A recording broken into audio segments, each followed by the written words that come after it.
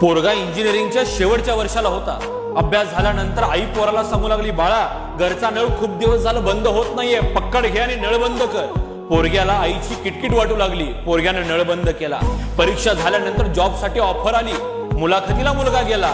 50 पोरं आली होती, एक जागा निवडायची होती। 50वा नंबर याचा होता। आज जात असताना डाव्या सीटला बेसिनचा नळ चालू होता। कुठून तरी आवाज आला, बाळा नळ बंद कर। नळ बंद केला, खुर्चीवर जाऊन बसला, प्रश्नाची उत्तरे दिली आणि मुलाखत घेणाऱ्यांनी सांगितलं 49 पोरं नापास झाली, 50वी तुम्ही पास झाला।